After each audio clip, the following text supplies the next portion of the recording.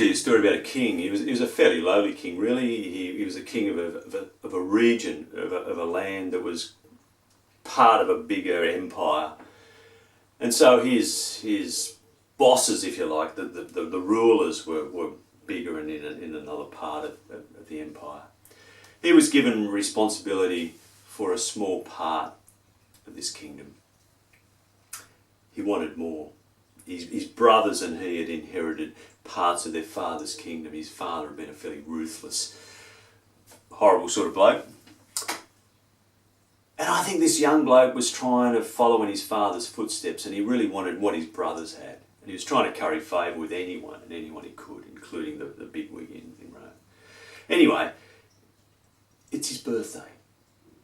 So he threw a party for himself. It was a fine, lavish affair, and he invited anyone and everyone he could think of to impress and who should be there, the names of people who should be there. They had the best food, the best wine, the best entertainment. It was an orgy fest of food and wine and seductive entertainment. During the course of the night, his stepdaughter did a dance that she'd been practicing, a seductive dance that really captivated the attention of those present.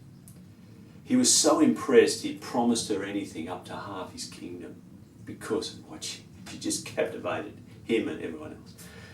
So she consults with her mother, who's a bit of a sniving, conniving so-and-so, and she says, look, there's this bloke your old man's got, or the king's got, in prison down there. I want him dead. So the daughter goes, yeah, sure.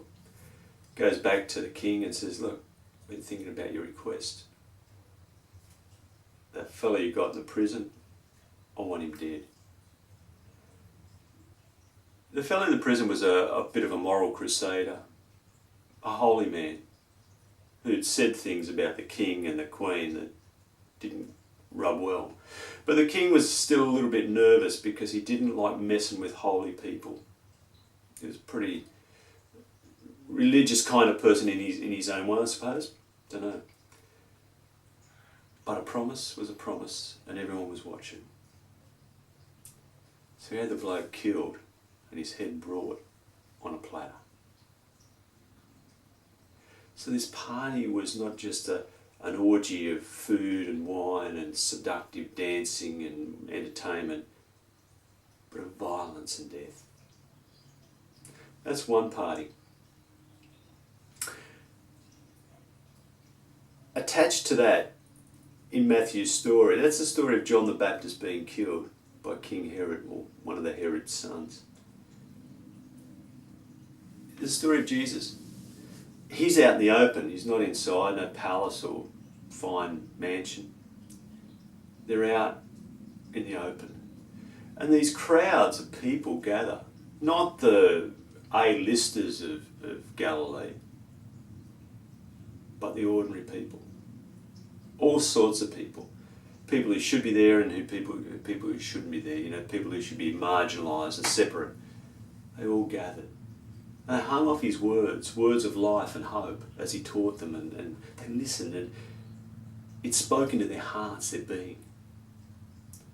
And it got towards the end of the day, and the disciples are getting a bit anxious, saying, look, Jesus, these people have got to get home to get something to eat or go into a village and find some food, we haven't got anything. But Jesus says, no, you feed them. And they said, what with? Well, go and have a look, what's around? They come back and they collected some loaves and fish, not much. And Jesus says, right, get everyone to sit down in groups. And he blesses this bread and he starts to break it. And as he breaks it, he's putting it into baskets. And the disciples are sent out to feed the people, the crowd, with this bread. And there's enough. In fact, there's basketfuls left over. 12, I think it was. The crowd is 5,000, it says, 5,000 men. And everyone has enough. It's not an orgy fest of the finest food, but it's food that feeds the body, and Jesus has given them food to feed the soul. And everyone gets enough, and they all share the same food.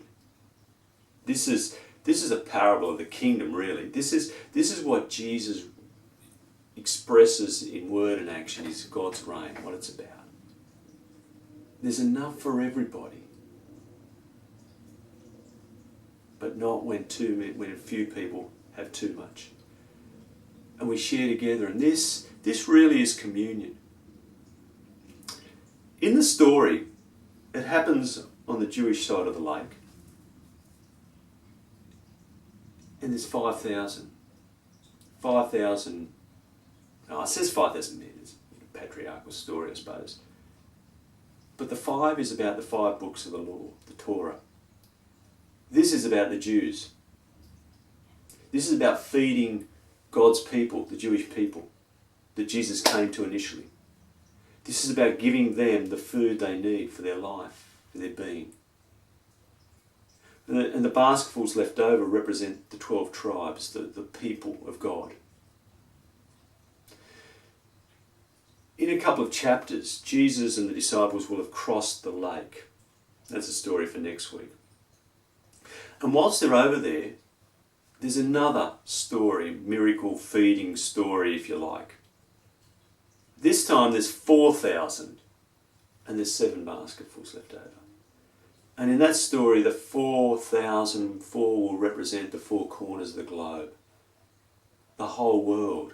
So that the Jewish people, the people that Jesus comes to initially, get fed first, and there's enough. But then there's enough for the whole world to be fed. And there'll be 7 basketfuls left over, which is the number of God, the number of completion, if you like. 7 days in a week, God's work is done. The world will be filled. These stories are about the sharing of food, the feast. We've got the story of John the Baptist and King Herod. The way of the world, which is exclusive, which is about power and violence and wealth and exclusivity. And the reign of God, which feeds the soul and the spirit and the body and the mind and gives everybody enough. That brings everyone together in an equal community where no one is greater or lesser or better or worse. We're all different and we all have our unique abilities and capacities and the things we bring to this community. But no one is greater or lesser. No one is marginalised or pushed out to the sides. Because in God's world, in God's scheme, in God's reign, we all have a place. And God will feed us and nourish us. And that's what communion is. Sometimes we do it as a sacrament in church where we have little cups or a common cup and a common loaf or bits of bread. And we remember Christ, body broken, blood poured in our midst, the presence of Christ. But we might do this in other ways, the potluck dinners that churches have, where anyone brings whatever they can. And there's always enough, there's more than enough, there's always food left over. And everyone gets to share the same food.